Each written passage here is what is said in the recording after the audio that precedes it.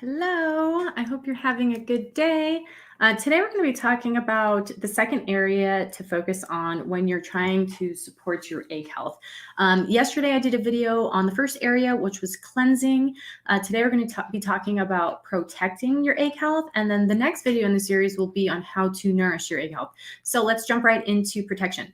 So this is going to be something that is valuable and important for anyone who is preparing for conception. One of the reasons I feel that this is important is there are women that I talk to all the time that know that they aren't going to try to conceive anytime soon, but they want to know what they can do to preserve their egg health. I speak to women who are preparing for medical fertility treatments coming up, or who are 35 years and older and want to know how to support their egg health and so on. But I think this is important for anyone. Another thing to consider is if you're experiencing PCOS, insulin resistance has a negative effect on egg health as well. So I don't think there's really any area of fertility that egg health does not come into play. You want to have the healthiest eggs and the healthiest DNA that you can to supply to your future child. So everything I'm talking about also applies to the production of sperm as well. So we want to protect sperm health. So the reason that you can actually have an effect is the egg that you are going to be ovulating 90 days from now, you are affecting by your choices right now. So if you are what you're putting in or what you're avoiding on purpose so that you're not adding harm will have an effect. So let's go ahead and talk about the protection aspect of all of this. Hey guys, nice to see you. Maria, Sammy. Okay, so the first is external factors. So you want to make sure that you're protecting the cells of your body, your egg health, by preventing external compounds such as xenohormones and endocrine disruptors from coming into your body. Super easy to do this. This is an easy step, but it's one that every person should do in preparation for pregnancy. They need to continue this through pregnancy afterwards with your little ones running around, is to remove chemicals from your home that mimic hormones. So these are called endocrine disruptors or xenohormones. Specifically, there's ones that are called xenoestrogens that mimic estrogen within the body, and they do it in a very, very strong way. So you get a very strong estrogenic reaction. They also cause the body to create more estrogen receptor sites so that the chemicals can go in and have that effect again and again. And they will go to the receptor sites of other hormones and prevent those hormones from being triggered or absorbed. So you end up with like testosterone problems, low progesterone issues. So making sure to take care of that. They also will further inhibit the liver from getting rid of excess hormones in the body. So there's whole thing that happens. Simple solution is to ditch and switch and get rid of the chemicals in your home that are causing that mimic these hormones. This will be found in household cleaners, makeup, personal care, fragrances from candles, and so on. I wrote a whole guide on it. I'm not going to, and I did a whole nother video, so you can go ahead and search for that. But you can go to nontoxicfertility.com, download my guide there. It goes into the chemicals to look for on labels, where they're found, and how to simply switch them out for natural products. And the natural products I personally love and use that are super effective and all natural. So you can go to nontoxicfertility.com. That'll take care of that. So that's the external protection. Also, some other things to think about is to not be around cigarette smoke and to stop smoking. I feel like it's kind of a given, especially with the level that a lot of you ladies are at. You guys have done tons of research, you're super smart cookies, but smoking has huge negative effects on the DNA, the health of cells. Same with drinking excessive amounts of alcohol. That can have a damaging effect as well. Insulin resistance, diabetes, those can all have an effect on egg health that are outside factors that we do have control over. Now we're going to talk about internal factors and how we can internally, by the things that we're taking in, protect the integrity and health of the egg. So the first is going to be antioxidants. Now there's a ton of antioxidants I could talk about, but I'm going to only talk about a couple of them to keep this video short. But know that antioxidants have a protective effect on cells of the body, but they all have a different way that they do it, and they all have a different effect. So it is important which antioxidants that you use, but know that antioxidants will help protect cell integrity from the damage that free radicals can have. Free radicals can be caused by all kinds of things. They're caused by smoking. They're caused by frying food, charring food, stress, all kinds of things. There's constantly free radicals in our system. But if we're helping to protect the cells of our bodies with antioxidants, then they do not cause that damage. Now, a lot of the antioxidants I'm talking about, they work for both sperm and egg health, and they're also going to work for the other cells of your body, for your eyes, for your heart, all these different areas that you want to make sure to be healthy. But as it pertains to fertility, here are the specific ones. So the first is going to be ubiquinol. So ubiquinol is a form of CoQ10. It's a more advanced form of CoQ10. When we have CoQ10, it's produced in our bodies. We can also get amounts of it from organ meats and red meats. But basically what happens is CoQ10 is called ubiquinone, and then that transfers and turns into ubiquinol in the body. So ubiquinol is 8 times stronger than ubiquinone, CoQ10. Okay, so I always suggest ubiquinol. It's also what the studies have been done on. So I'm going to read a couple studies here for you. It's the biologically active form of CoQ10 is ubiquinol. So it helps to reduce cell and DNA damage caused from free radicals. That's important because that will reduce the chance of miscarriage in some cases. It's also birth defects. You want the cell, the DNA integrity of the sperm and the egg to be the best they can be, so you're creating a healthy child. Their studies have shown it to reduce blood pressure, which is very important for male sperm production, improving egg health, improving sperm health, and in turn, embryo quality. This is one supplement that I always hear from anyone that I'm speaking with or helping that is preparing for IVF that their doctors have suggested for them, because the studies on it are just absolutely amazing.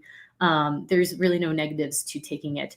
But CoQ10 is basically something that's in the cell that helps the cell to have more energy. And as we age, we have less of this compound. So helping the cell to perform better because it has more energy is going to be beneficial. Ubiquinol or CoQ10 within the body declines with age, as well as aging, poor nutritional intake, and free radicals. So we want to supply the body with that. The next is going to be alpha-lipoic acid. So this is an interesting one that, again, helps support both men and women. It helps to protect female reproductive organs. It also, in studies, has been shown to increase sperm quality and motility. And that was after 12 weeks of use. They had better sperm count and better motility than those in the placebo group. It is also one of those antioxidants that helps to resuscitate other antioxidants. So what that means is, here's a free radical. When an antioxidant comes and gets rid of that free radical, it generally dies with it, or gets, stops its cycle with it. But when you have additional antioxidants that can resuscitate that antioxidant, it gets rid of that free radical, and then it can get back to work. So you have that same antioxidant that you've ingested going back to work and getting another free radical. So your defense has multiplied. That is so cool. So alpha-lipoic acid is one of the key antioxidants that actually is a multiple sister to other antioxidants. So you want to make sure that you're getting a wide variety. That's why I have Fertility Choice antioxidants. The antioxidants in there both are effective, specific to fertility health, but they have sister antioxidants in there as well to continuously resuscitate their effort. So it's really absolutely amazing how this can compound. The key to having antioxidants be effective in your system is to have them continuously. So this is something that you have to do every single day. It's not like you can build up a store of antioxidants. It's something that needs to be continuously in your blood to work. Okay, so last one, selenium. So selenium is an antioxidant that, again, helps to protect egg and sperm health from free radicals. It's protecting from chromosomal damage. It's also necessary for the creation of sperm. It was found in studies that men with low sperm counts also had low levels of selenium. You'll see that in correlation with vitamin E as well, that there's always this correlation of deficiency. Vitamin D, women who were found who weren't ovulating regularly were low in vitamin E, vitamin D. That's why I talk about diet so much and it being so important, because a whole food diet will kind of take care of all those, as well as a whole food multivitamin. So those are the three. There's many more that are important, but those are some of the ones that I wanted to point out. So now we're going to talk about protection by using antioxidant-rich foods, protecting the health of your eggs through diet and the foods that you're eating. So I'm going to talk fully about this on the next video in this series in the Nourish segment. But basically, antioxidant-rich foods are going to be foods that are very colorful. So you want to eat the rainbow. I'm sure you've heard that before. So purples, blues, anything that's, if you can get purple and blue, those are like reds, oranges, yellows, anything that is just really vibrant and colored. Those are going to have the phytonutrients and the antioxidants that you want to be consuming. So making sure to get plenty of those. One of my favorite ways to get to make my diet extremely high in antioxidants is to juice. and to drink smoothies. So when you're making these smoothies, you're using fruit that has color in it. So you could use blueberries, you could use pineapples, you could use cherries. For you PCOS ladies, you could use something called acai, which is a very low glycemic fruit that also has essential fatty acids in it. You could use that as your fruit. You can also use berries. Those are low glycemic, but just adding and making sure you have a wide variety of colors and varying your diet. Also, another thing that I really like is when you are eating whole grains or fresh nuts and seeds, those are going to give you the fat soluble antioxidants such as vitamin E and selenium. You're going to get those from nuts. So making sure that those are raw when you're eating them, because the heat will damage the antioxidants, but whole food diet takes care of it, right? You don't have to know all the specifics, but those are some examples of how diet is going to provide you with antioxidants that help to protect egg health. The last is Goji Juice. I absolutely love Goji Juice. It is one of the most highest antioxidant berries and juices that you can consume. And it is low glycemic when it's as a whole puree juice.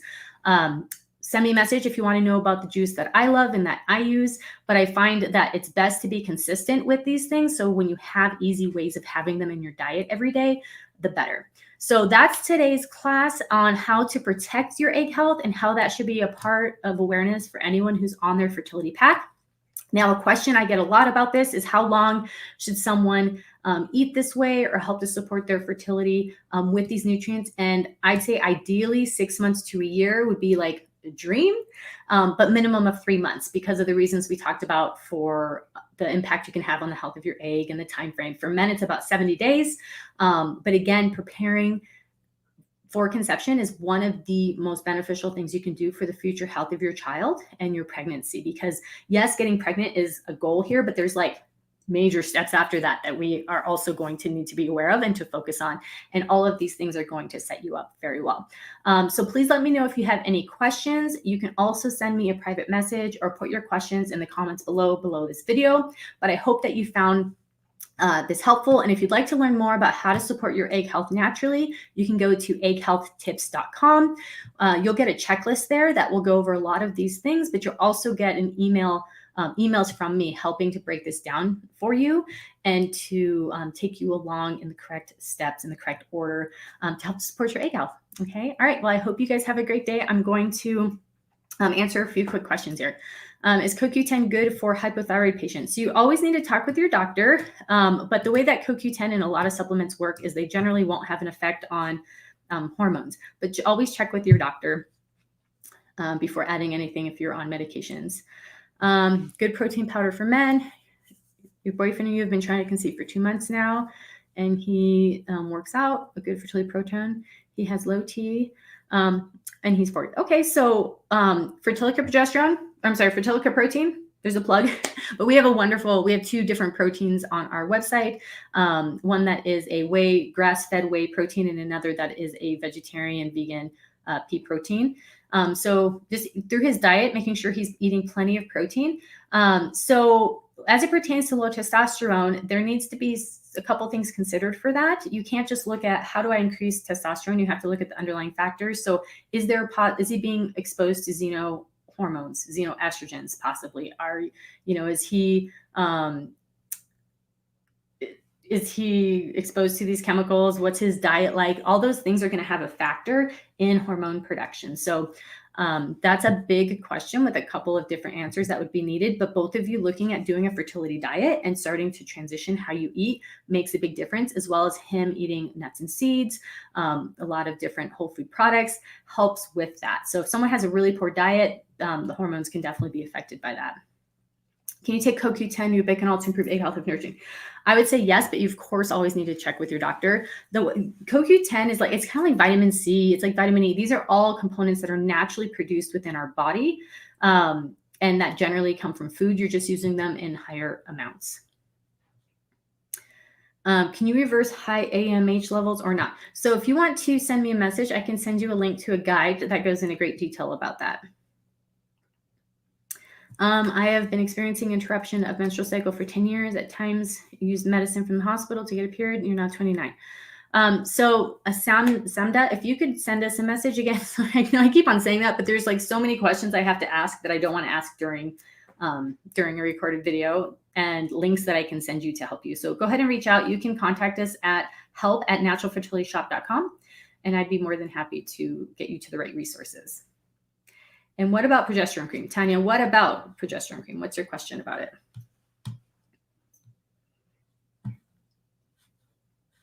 And if anyone has any other questions, go ahead and ask them now before I jump off for my next meeting.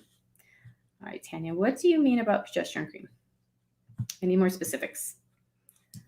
Okay, great. So if you guys need, want to find any other resources, you can reach out at naturalfertilityinfo.com, naturalfertilityshop.com, and where are you finding me here? You can reach out on Facebook and YouTube. Is progesterone cream safe while nursing? I wouldn't supplement specifically with progesterone cream while nursing, because that will be in your system and your child will be receiving that. So that's not something that I would suggest while nursing.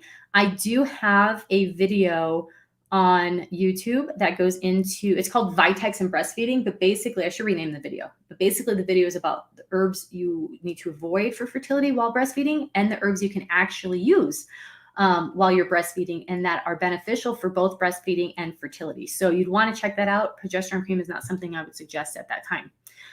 Great. Well, thank you guys so much for joining me. I hope you have a good rest of your day, and we will talk again tomorrow.